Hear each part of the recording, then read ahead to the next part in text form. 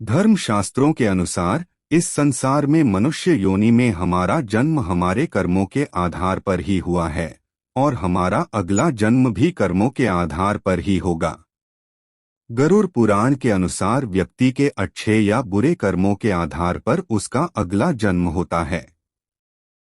तो दोस्तों, जय सनातन धर्म। अगर आप भी मेरे YouTube चैनल बनाए हैं तो मेरे YouTube चैनल को जरूर सब्सक्राइब करें और वीडियो को लाइक करके ईश्वर को अपना आभार प्रकट करें। जय श्री हरि नारायण। मृत्यु को लेकर गीता में भगवान श्री कृष्ण कहते हैं कि जन्म और मृत्यु जीवन का ऐसा चक्र है जिससे हर किसी को गुजरना पड़ता है। इसलिए संसार में जिसने जन्म लिया है उसकी मृत्यु भी निश्चित है और यह अटल सत्य है। गीता में यह भी कहा गया है कि मृत्यु के बाद केवल शरीर नष्ट होता है, आत्मा नहीं।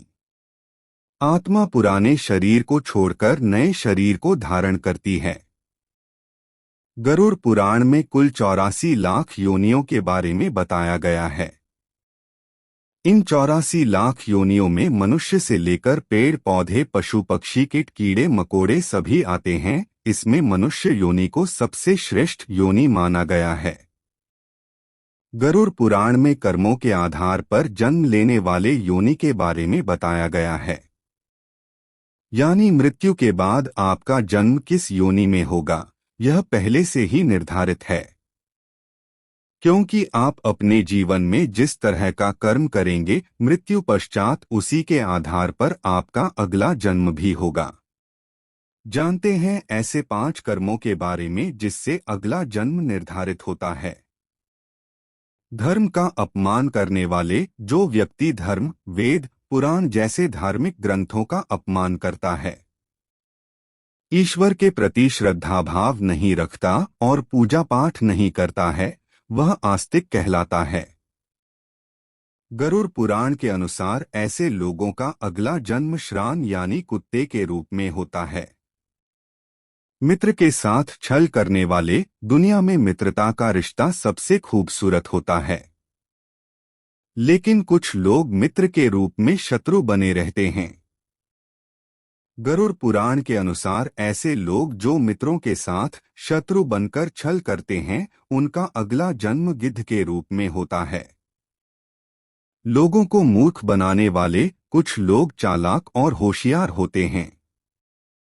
अपनी चालाकी से जो लोग दूसरों को मूर्ख बनाकर उनका लाभ उठा लेते हैं या काम निकलवा लेते हैं, ऐसे लोगों को मरने के बाद नरक में स्थान मिलता है। साथ ही ऐसे लोग अगले जन्म में उल्लू के रूप में जन्म लेते हैं। गाली गलौच करने वाले, कहा जाता है कि कंठ में मां सरस्वती वास करती हैं। इसलिए जिन लोगों की वाणी में मधुरता नहीं होती और जो दूसरों को बुरा भला कहते हैं या हमेशा गाली गलौच करते हैं उनका अगल जन्म बकरे के रूप में होता है। तो दोस्तों, मेरी आज की वीडियो कैसी लगी कमेंट करके ज़रूर बताएं और भगवान श्री रामचंद्र के लिए इस YouTube चैनल को ज़रूर सब्सक्राइब करें। जय श्री राम, जय सनातन धर्म। दोस्तों, इस